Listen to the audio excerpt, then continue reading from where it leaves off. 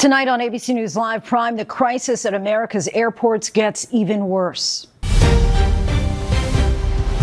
Travelers face the longest wait times in TSA history, some even standing in line for more than 4 hours as the spring break rush hits its peak. Congress is set to begin a 2-week break tomorrow with still no deal to pay the TSA. 41 days into the partial government shutdown, can they get a deal in place in time?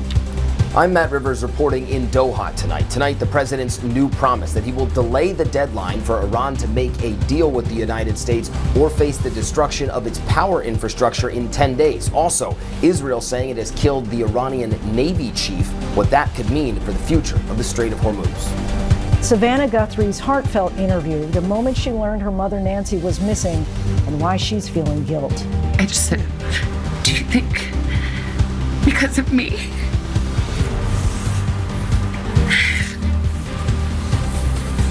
And I said, I'm sorry, sweetie, but yeah, maybe.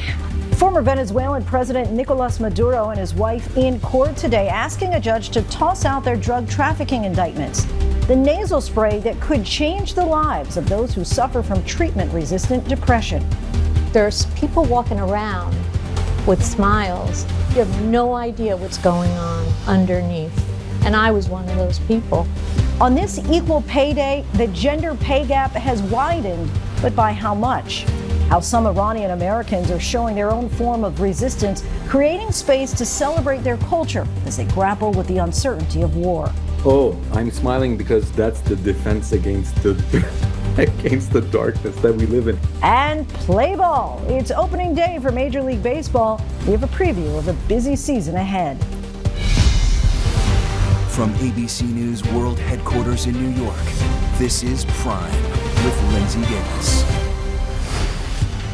Good evening, everyone. I'm Lindsay Davis. Thanks so much for streaming with us. We begin with the shortage of TSA officers tying security lines in knots at many of the nation's largest airports. Some passengers even complaining that their wait time is longer than their flight time. And a short time ago, President Trump posted that he will sign an executive order instructing DHS Secretary Mullen to immediately pay TSA agents. We'll ask our senior political correspondent Rachel Scott if the president has that authority. Meanwhile, at Houston's George Bush Intercontinental Airport, 8 security checkpoints have now been consolidated down to 2. And President Trump's original move to send ICE into airports not seeming to break the funding stalemate on Capitol Hill. ICE agents are among the first people you see when you enter a terminal in Houston. But tonight, lawmakers are on the eve of a 2-week break. Will they leave Washington without a deal to pay TSA workers? Our senior national correspondent Steve Osinsami leads us off from Atlanta. The lawmakers who could end this chaos tonight at America's airports are set to leave for a 2-week spring break tomorrow. Meanwhile, the 4-hour lines through security are back tonight at Houston's largest airport. I just feel like it's unacceptable. Like, it should not be happening. The lines in Houston are so long that they're asking TSA workers in Dallas to travel across the state to help out. Our Christian Cordero is there. Between basketball games and major conventions, it's busier than it has been here at Bush Intercontinental Airport. The line stretches outside before passengers are ushered inside, past several ICE agents who are helping direct traffic. And once you get to this point, you have about 2 hours to go. The back and forth in Washington continues, with Republicans offering what they're calling a last and final offer to Democrats, who are demanding sweeping policy reforms for ICE agents, including taking off those masks. The president tonight is adding pressure. They need to end the shutdown immediately, or we'll have to take some very drastic measures. In Houston, New Orleans, and Atlanta, around 4 out of every 10 TSA officers without paychecks aren't coming to work. The New York City airports, Baltimore, and Philadelphia aren't that far behind. Some of the ICE agents sent by the president to help, seen walking around, have now received training and are checking IDs at checkpoints and helping with baggage flow. And their leaders in Washington tonight are celebrating one ICE agent at New York's JFK Airport, seen here on a security camera, rushing to save the life of a 1-year-old child who was choking. But the financial realities of TSA workers are hard. With starting salaries around $35,000 a year, many are relying on food banks and donating blood to make ends meet. Difficult times for so many. Steve joins us now from Atlanta's Hartsfield-Jackson Airport. Steve, what more can you tell us about that late-breaking news involving President Trump's intention to pay TSA workers despite the government shutdown? So on social media, the president is out with a late statement where he says, I'm going to sign an order instructing the Secretary of Homeland Security to immediately pay our TSA agents in order to address this emergency situation. If these TSA agents aren't paid, they will go without another paycheck tomorrow, knowing full well that the ICE agents who were sent to the airport and their members of Congress about to leave for vacation are all still getting paid. Lindsay? Right. All right. Steve Osunsami for us. Thanks so much, Steve. In the Middle East tonight, U.S. Central Command confirms Israel killed the commander of the Iranian Navy. 92% of Iran's large ships have also been destroyed. This is as Malaysia says Iran is now allowing their ships to pass through the Strait of Hormuz. ABC's Matt Rivers reports from the region. Tonight, dramatic new video appears to show the moment a missile came dangerously close to shooting an American F-18 fighter jet out of the skies over Iran. The video posted to X. U.S. Central Command tonight saying no fighter jets have been shot down by Iran. But one source, while not confirming the authenticity of the video, tells ABC News that an F-18 in the area did narrowly dodge an Iranian surface-to-air missile over southern Iran in recent days. It comes as Iran launching new attacks across the region, firing nearly a dozen missiles at Israel today alone. Debris smashing into this neighborhood near Tel Aviv, sending that car flying into the air. And tonight, Israel claiming it killed the commander of Iran's Navy, Alireza Tangsiri, saying he led the effort to shut down the Strait of Hormuz, choking the global oil supply. The Pentagon saying he had organized attacks against shipping for 8 years. Our thanks to Matt Rivers. And tonight, a new threat from President Trump for Iran. Iranian officials must accept his ceasefire proposal, quote, before it's too late. On Capitol Hill, a growing number of Republicans appear more uncomfortable with the idea of American troops on the ground in Iran. ABC's Rachel Scott reports from the White House. Tonight, President Trump announcing he's extending the deadline for Iran to reopen the Strait of Hormuz by 10 days until just after Easter. If Iran doesn't comply, the president says he'll bomb their crucial power plants. They want to make a deal. The reason they want to make a deal is they have been just beat to Iran flatly insists there are no talks, but acknowledges trading messages with the U.S. using Pakistan as a go-between. Today in his cabinet meeting, the president says he doesn't care if there's a deal or not. I read a story today that I'm desperate to make a deal. If I was desperate, he'd be the first to know. Pete, let's get the hell out of there. I'm the opposite of desperate. I don't care. On Capitol Hill, growing concern from Republicans and Democrats that President Trump is preparing to put American boots on the ground. Up to 1,500 paratroopers from the Army's 82nd Airborne Division now heading to the Middle East. The president seems bent on a path toward putting our sons and daughters in harm's way.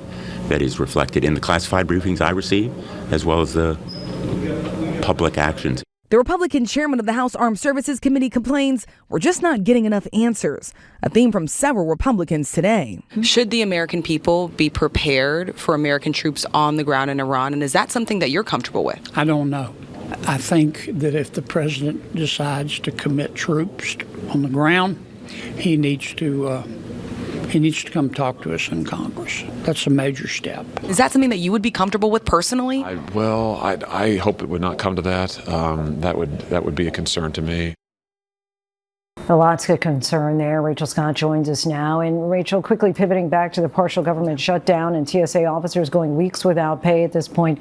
President Trump posted on Truth Social that he will sign an order instructing the Secretary of Homeland Security to pay those TSA agents without a deal to end the partial government shutdown.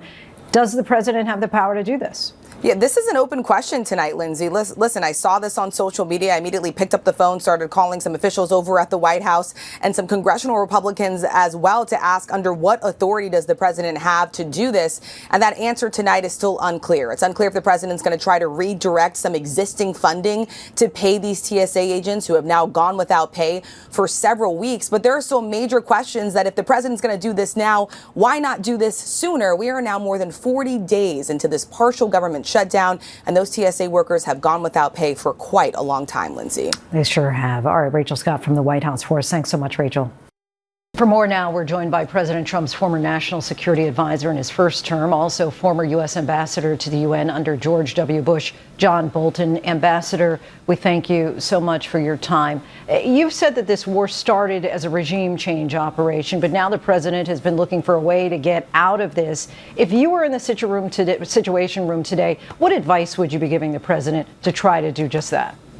Well, I think it's very important to continue the military pressure. This is helping to destabilize the regime at the top, to inflict damage on the state institutions of Iran that both threaten us externally and repress its own citizens internally, that hopefully will cause tensions at the top of the regime that make it begin to come apart.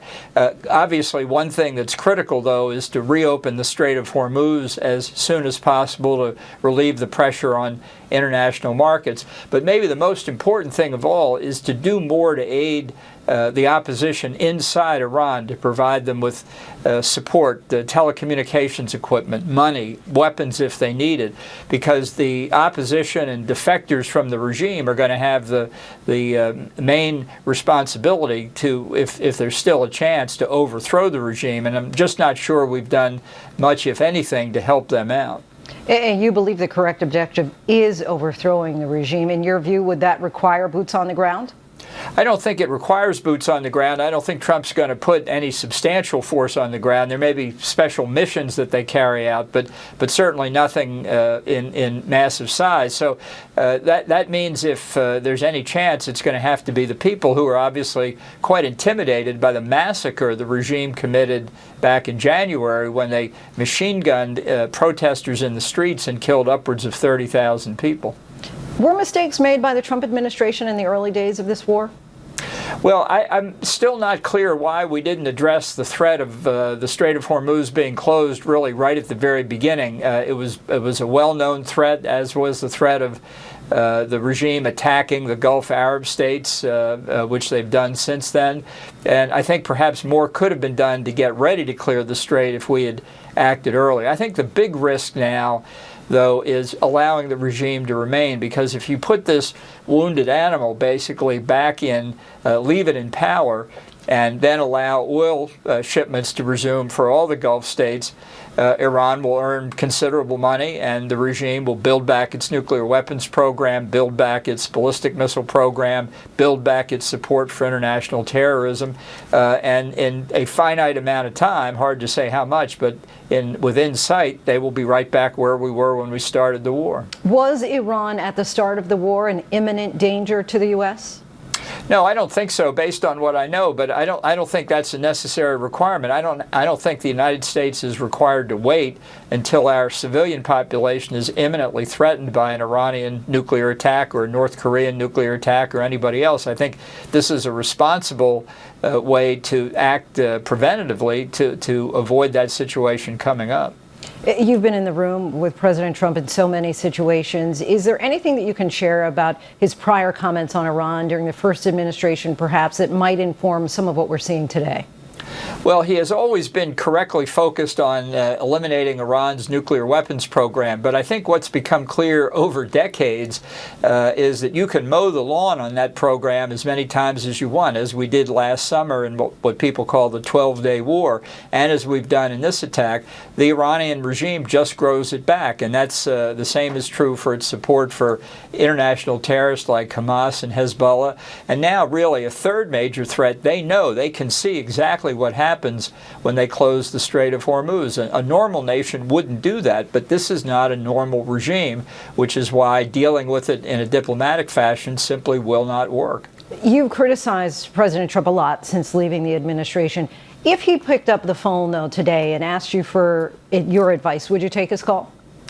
Sure. I think, if you're a citizen, you have a responsibility to help the country, but I'll tell you, I'm not waiting by the phone. As you know, there were a number of people in his administration, in his inner circle, meeting in the days leading up to, will we go to war, won't we? Would you have been on the side that said, this is best, we should go forward with this? Well, I'd want to know more about what preliminary planning was done. I think Trump missed an opportunity to make the case to the American people before starting the war that regime change was justified. I think it's a very compelling case given the threat that Iran poses, but he didn't make it. He didn't coordinate with Congress. He didn't coordinate with our allies and friends around the world. And he didn't coordinate with the opposition. That doesn't mean you have to tell any of those groups specifics about what we were going to do or what the timing was. But you had to prepare the groundwork, and from all that I can see, we just didn't do that. Worst case scenario from your perspective, and best case scenario from the war in Iran? Well, best case would be the regime collapses. I think the interim government would look like some sort of military regime, not from the Revolutionary Guard, but from the regular army, the conventional military, that hopefully would give space for the Iranian people to decide what kind of constitutional future they wanted. Worst case is we stop prematurely, the regime holds on, rebuilds itself, and then comes back at us as soon as it can, threatening on all three fronts: nuclear, terrorism, and closing the strait. Ambassador Bolton, we thank you so much for your insight. Appreciate your time. Thanks for having me. A federal judge has said he would not dismiss the narco-terrorism and other charges facing ousted Venezuelan President Nicolas Maduro. Maduro's defense has argued that the case should be thrown out, saying U.S. sanctions blocked Venezuela from paying his legal fees. Prosecutors push back, though, saying he should not be allowed to use government funds after allegedly using Venezuela's money. Maduro and his wife pleaded not guilty to federal charges in January. Tonight, Savannah Guthrie's tearful interview. She describes the moment that she learned her mother, Nancy, was missing. She also explains why she feels guilt over her abduction, as we learn about a possible new clue. Aaron Katersky reports. Tonight, for the first time, Savannah Guthrie on the phone call from her sister, telling her mom was gone. I said, "Is everything okay?" And she said, "No." She said, "Mom's missing." And I said, "What? Yeah. What are you talking about?" She said, "She's gone." And she was in a panic. I was in a panic. At first, Savannah thought there must have been a medical episode. We thought that she must have had like some kind of medical episode in the night, and that somehow, the paramedics had come because the back doors were propped open, and that didn't make any sense. We thought maybe they came and there was a stretcher and they took her out the back.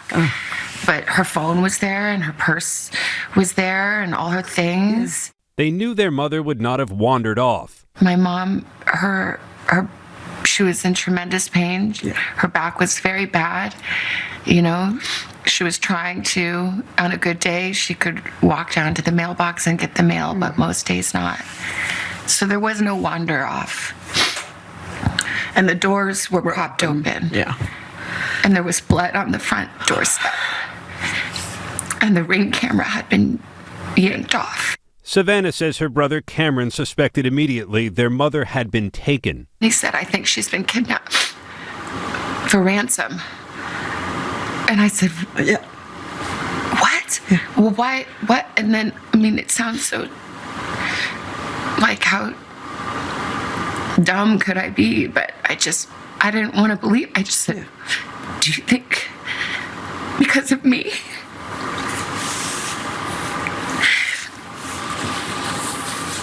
And he said, "I'm sorry, sweetie, but yeah, maybe." And Savannah revealing how difficult that has been to think her mother might have been targeted because of her. That it's because she's my mom. And somebody thought, "Oh, that girl, that lady has money. We can make a quick buck." That would make sense, but we don't know. But yeah, that's probably, which is too much to bear. To think that I brought this to her bedside. That it's because of me.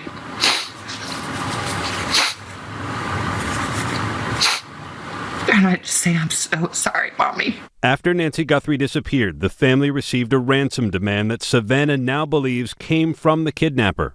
I believe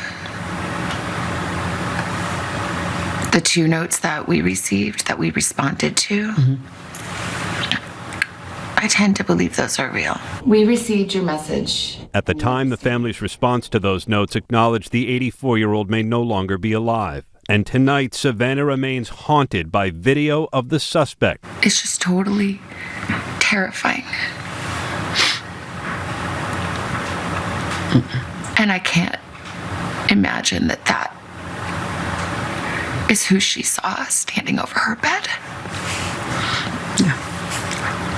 I can't. It's too much. Certainly still thinking of her whole family. Our thanks to Aaron for that. Today is Equal Pay Day, but for the second year in a row, the gender pay gap has widened. Data from the Census Bureau shows that women working full-time year-round jobs still earn less than men. Women currently make 81 cents for every dollar men earn, down from 83 cents last year. Coming up, a harrowing close call between a packed United flight and a Black Hawk helicopter. We have the heart-stopping details. Plus, the ketamine therapy used to treat depression. Our Ika Jachi looks into how the treatment works.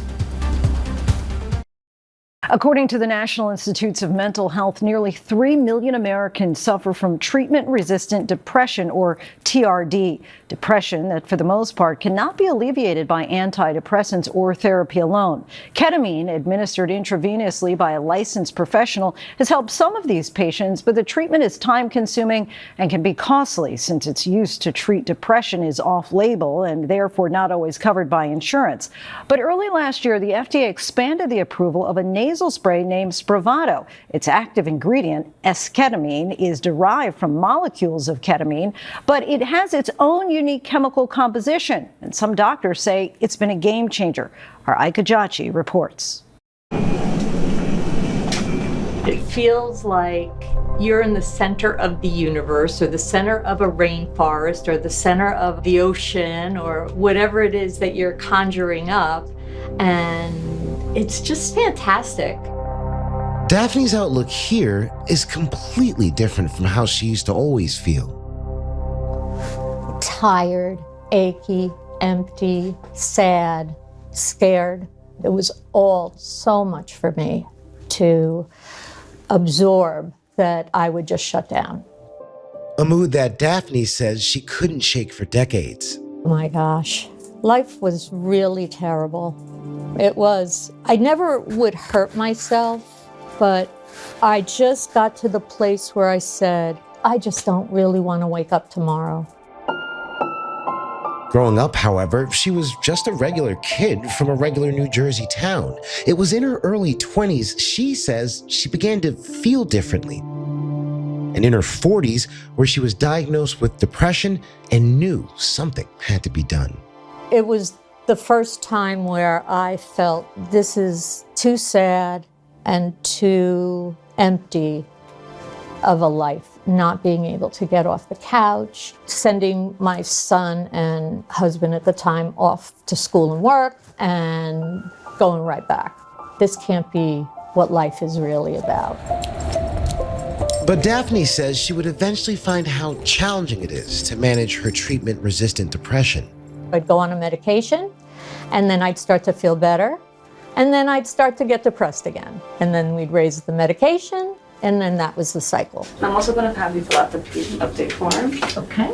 Just 2 years ago, Daphne's search for answers led her to doctors Haviva and Cheryl Molina, I have to co-sign all the charts. ER doctors and sisters-in-law who had been seeing an uptick in ER psychiatric cases, particularly during the pandemic. Patients were coming to the emergency room, and their symptoms, their depression, their anxiety, their PTSD was just really out of control. Eventually, they ran into a very familiar drug, ketamine.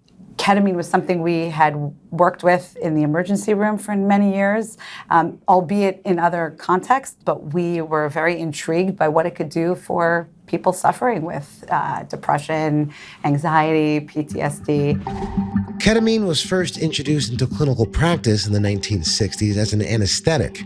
Over the past several decades, studies have demonstrated the clinical value of the drug to control pain and the off-label use for patients with treatment-resistant depression. In 2019, the FDA then approved Spravato, a nasal spray containing the active ingredient esketamine, a derivative of ketamine, originally meant to be taken in conjunction with an oral antidepressant. Early last year, it became the first and only FDA-approved standalone drug for TRD. One of the largest studies, and also most recent, focuses on Spravato. After the first 4 weeks of treatment, 70% of the participants had a response to treatment, which means they had a 50% decrease in their symptoms. The ER doctors now run several clinics administering Spravato. So what does a typical appointment look like when someone's about to be administered the esketamine? They fill out a quick little form to let us know how they're doing. The nurse comes and does vital signs, make sure that it's safe to administer the treatment that day. What are they actually going through during that moment? It's a sort of dissociation. So they feel a little detached from reality. Typically, it's a dreamlike, restful state. I'll never forget the first time they gave me not a full dose, a starter dose, to see how it would react. So I took this stuff and I was like, Jesus Christ. I was like Alice in Wonderland. I woke up from it and I was like, this is very intense. Dr. Jim Elwood, now in his 70s, says he's lived with depression since high school. It really came to a head in college. I was ready to leave. And I went to the student counseling, telling them I wanted help finding like a job, something I could do if I left school. And right away they were like, no, we want you to talk to someone. And did you try to talk to anybody at that time? No, I was embarrassed about it. I didn't understand it, so I didn't want to talk about it. I was at the point like, what am I going to do? I don't know. I'm going to just have to learn to live with this. This is life. This is who you are. I didn't see a way out. Dr. Elwood says there's a long history of mental illness in his family. He began taking medication for his depression at 30. But like Daphne and so many others, he says it never addressed the root of his issues. We tried so many different things, and either I had side effects or they didn't work. Okay, it's time for your second dose. He knew about ketamine's medical use as an anesthesiologist, but never tried it. But when he was first given Spravato 40 years later, he says everything changed. I was feeling like this is very different. I'm able to see myself in a different light. I mean, I had very negative self-image, and I was able to say, wait a minute, why am I being like that? Why am I seeing it that way? The exact way Spravato works is unknown, but the doctors say esketamine and intravenous ketamine work differently than traditional oral medications. It actually increases the amount of glutamate in the brain. And what that does is it promotes a process where more neural connections are being made. So people are able to find new pathways, reframing old ways of thinking. They're able to kind of get unstuck from ways that have troubled them or provided, mental health challenges. A new lens on life. Exactly. Once they get their doses, the patients are monitored for 2 hours by the doctors to address any side effects. Okay. All right. The most common being dissociation, high blood pressure, dizziness, and nausea. But waking up on this day, Daphne and Dr. Elwood describe seeing something completely different. I see colors and I see patterns and they're moving. I see a lot of like geometric things, like beautiful geometric designs. I can't describe them. I also have this feeling of sinking, like a positive way, like letting go and floating. And just breathe normally. And while the doctors say they've seen positive effects, esketamine treatment only comes after thorough health screenings and isn't the same for everyone. I ensure that there's no existing what we call medical contraindications or reasons the patient should not be getting this treatment from a medical standpoint, from a psychiatric standpoint. We take an individualized approach with every patient. It's not a magic bullet. I don't want to misrepresent that. The doctors also focused on preventing the risk of abuse that's been seen with the mind-altering properties of traditional ketamine. An autopsy revealing the 54-year-old Friends star Matthew Perry died of the acute effects of the drug ketamine after losing consciousness and likely slipping under the water in his hot tub. Experts warn drugs like benzodiazepines, GHB, and ketamine, all tasteless, colorless, and odorless, can be dropped into drinks, leaving those who consume them disoriented. According to the Drug Enforcement Administration, abusing ketamine can bring physical, psychological, and cognitive health risks, and possible overdose and death. How do you avoid that happening to patients here? When it's medically supervised with physicians and nurses, with sort of a controlled dosing schedule, it has not been shown to be addictive. What does the future of treatment look like? I think it looks very bright because we see patients come and their lives are changed. There's people walking around with smiles. You have no idea what's going on underneath. And I was one of those people. If you think that this treatment could help you, well then, by all means, explore. I can't imagine not having it available to me. Some describe it as a wonder drug. Our thanks to Ike Ajachi on that. And one final note, Spravato's manufacturer, Janssen Pharmaceuticals, runs a risk mitigation program and limits its distribution only to restricted channels. Spravato can only be given in a healthcare facility by a licensed professional with supervision and is never for home use. Coming up, how some young Iranian Americans are grappling with the war through their own unique form of resistance. And the new evidence that dogs may have been man's best friend for far longer than previously thought. Welcome back to Prime. Here's a look at the stories making headlines right now. President Trump says he plans to sign an order to pay TSA workers who have not received pay in weeks. More than 3,000 TSA officers called out yesterday as some of America's busiest airports are in chaos. Congress is set to leave on their 2-week break Friday with no solution to the partial shutdown that has now hit 41 days. A dangerously close call in Southern California when an Army Black Hawk helicopter crossed in front of a United passenger jet as it was about to land near Los Angeles. The chopper came so close that it triggered the jet's anti-collision alert system. United said that their pilots saw the chopper and immediately leveled the aircraft to avoid it. The FAA is now investigating. Today marks 2 years since a ship lost electrical power and crashed into the Francis Scott Key Bridge in Baltimore, causing it to collapse.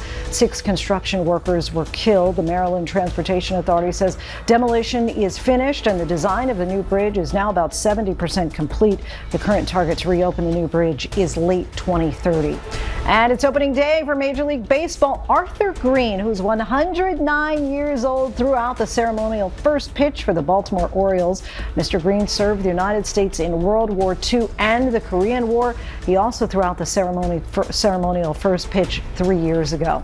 And of course, you just heard it there. It is opening day, so grab your peanuts and Cracker Jacks. ESPN's Buster Olney joins us with a forecast of what's ahead for your favorite teams this baseball season and the reward for a 5th grader who risked his own life for others during a school shooting.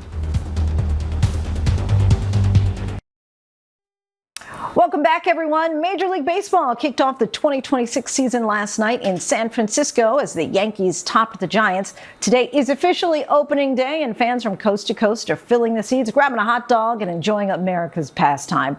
Let's examine the season and opening day by the numbers. Today, 22 teams were scheduled to field for the first time this season, beginning a 162-game marathon. Last year, more than 630,000 fans attended opening day across 15 ballparks. This year, 3 different streaming platforms have exclusive access to games, including Peacock, Apple TV Plus, and Netflix. Also new this season, an automated ball strike system. Teams will have 2 challenges per game to contest a strike or ball call. This is all part of Major League Baseball's plan to modernize the game.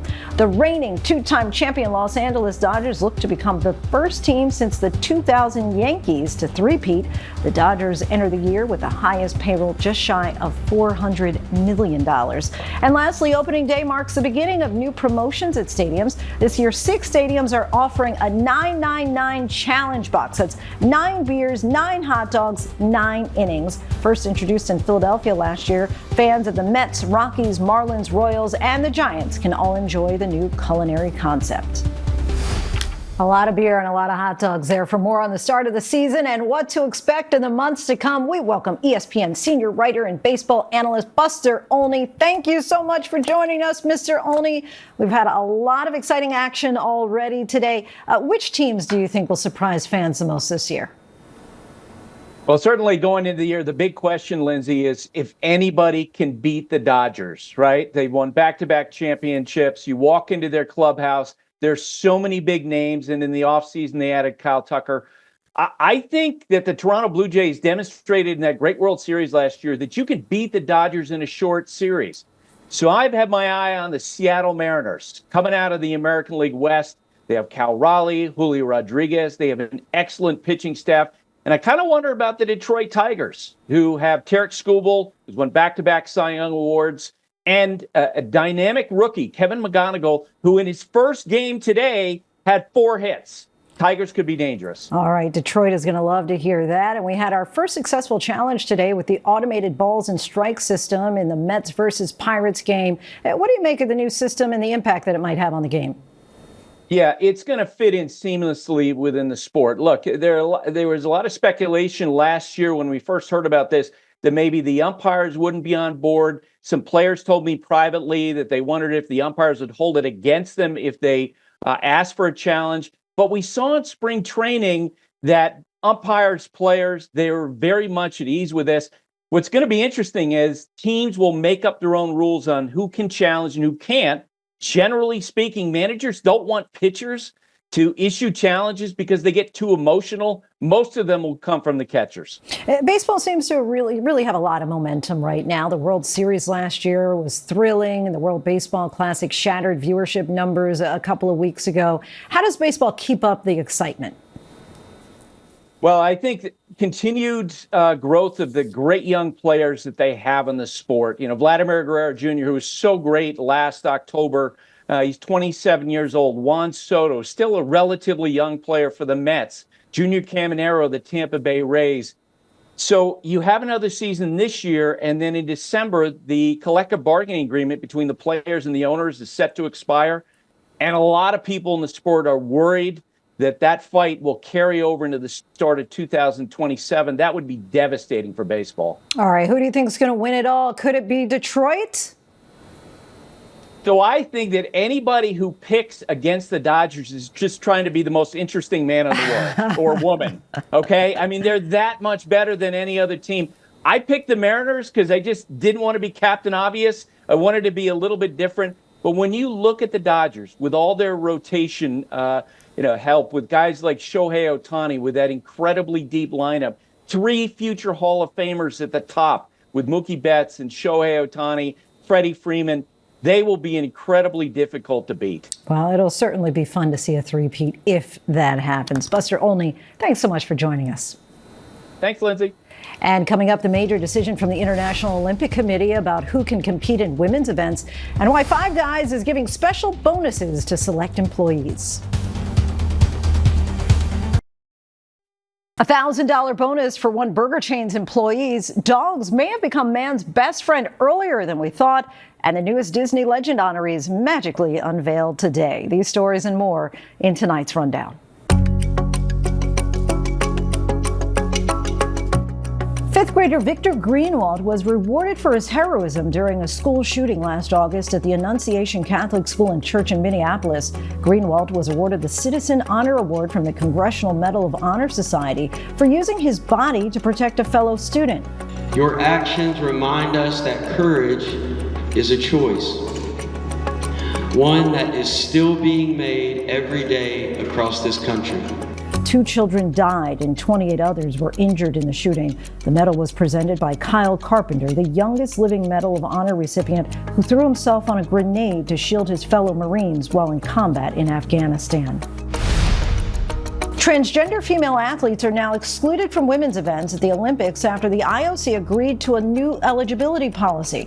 It's unclear how many, if any, transgender women are competing at an Olympic level. Every athlete must be treated with dignity and respect, and athletes will only need to be screened once in their lifetime. No trans women competed at the 2024 Paris Summer Games. The weightlifter Laurel Hubbard did at the Tokyo Olympics in 2021 without winning a medal. The new IOC rule aligns with President Trump's executive order on sports ahead of the 2028 Los Angeles Games. Cherry blossoms are back and currently in peak bloom. The Yoshino cherry trees around the Tidal Basin in Washington, D.C. followed one of the fastest development cycles on record this year, going from the first signs of green buds to peak bloom in just about 2 weeks. A stretch of consistently warm temperatures helped push the blossoms through each stage at an accelerated pace, but this means that there could be a shorter window to enjoy the peak bloom, especially if rain and wind ends up in the forecast. A fossil DNA analysis from Turkey has revealed that dogs have been domesticated for more than 15,000 years. The bond between humans and dogs pushes back on the oldest evidence by 5,000 years. Research also revealed that the hunter-gatherers were giving the animals proper burials before the emergence of agriculture. Five Guys announced that it was going to be doling out bonuses to 1,500 employees after some locations ran out of food for a buy one, get one burger deal the chain threw for the 40th anniversary. The deal drew an overwhelming response as the chain said they underestimated. The bonuses will total up to about $1,000 to their frontline employees who held things together. Disney is honoring stars, storytellers, and leaders for its annual Disney Legends Awards ceremony. Some of the people given the magical honor will be Anne Hathaway, Bob Iger, Dwayne Johnson, the Jonas Brothers, and Lin-Manuel Miranda. Emmy-winning television host Ryan Seacrest will return as the host of the ceremony, which will take place on Sunday, August 16th. The ceremony will be available to stream on Disney+. Disney is the parent company of ABC News. The war in Iran rages on. Young Iranian Americans are finding ways to cope with the stress and concern of their ancestral homeland, and for some, family and friends under siege. Many are taking up what might seem like an unusual form of resistance, finding joy and community on throwback-era dance floors. Our Ashin Singh has his story. This pop-up party in New York City's downtown has a deeper meaning than meets the eye. It's a celebration of the Persian New Year, Nowruz. A lot of the music that we're playing tonight came out of Iran before the revolution happened. The dancing, hosted by Club June, which translates to soul, attracting younger Iranian Americans for a night out grooving to the sounds of their homeland. I'm gonna be on the dance floor all night. A reprieve, especially amidst the distress from a war happening 6,000 miles away that many, if not all, find themselves connected to. Dancing and music brings us together instead of mourning what was lost.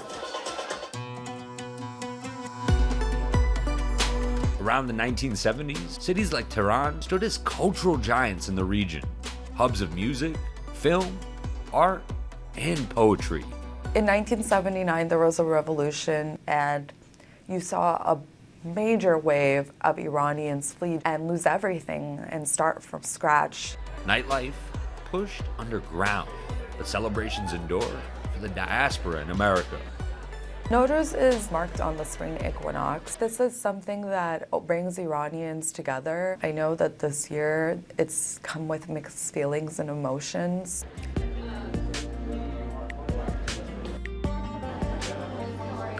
While some have canceled gatherings, others finding purpose in keeping traditions strong. We decided to host a celebration for the people of New York. We have a 140-person dinner followed by a dance party. I think that a big part of what's going on in Iran right now is around escapism, how you find your community. Do you know what an Iranian half-scene is? Omid Afshar is a first-generation Iranian American. I'm an Iranian content creator. It's been something I started over 2 years ago, and it's grown into something I never really dreamt of it becoming. He grew a following of more than 100,000, sharing his personal journey to reconnect with his heritage on social media. We're at an Iranian Nowruz market in New York. Let's go check it out. Bringing folks deep into New York's Persian community, capturing events like the Nowruz Bazaar, with more than 40 vendors gathering to mark the high season and give honor to the death and hardship many are facing back in Iran.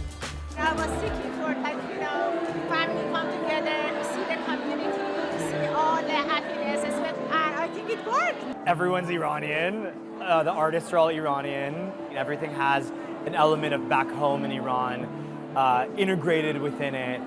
Were you proud growing up Iranian? Of course. But when you grow up from immigrant parents who fled Iran right before the revolution, you are kind of creating your own narrative of what it's like to be Iranian in America. For sure. And there was times growing up when I wanted to also try to fit in with the American crowd. I had this realization over the last couple years of living in New York that I was longing to feel that connection. Omid taking it one step further, launching Club June. Club June's going on. To bring Iranians together in real life. We go to different bars or restaurants and we listen to Iranian music. Growing up, going to my parents' parties, Iranian music was something that was always around me. And I realized, why don't we have any spaces like that? Omid following the footsteps of those before him. I want to create spaces where people can come together, and especially in our time, togetherness and tenderness is actually a radical act. Disco Tehran was founded in 2018 by Iranian Arya Gavamian. It's one of the most unique Nowruz gatherings in the West, right here in Bushwick, Brooklyn. What are you looking forward to most? The Persian songs. Persian songs, the songs that you grew up listening to? It's heartwarming. This is the best thing that we can do in these times, is just play music. It's not your typical Nowruz party.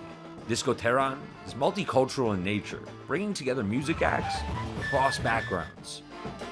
Tell me a little bit about the early days of Disco Tehran. I was craving something that I missed so deeply in my own life, which is the sense of connection with people who inspire me.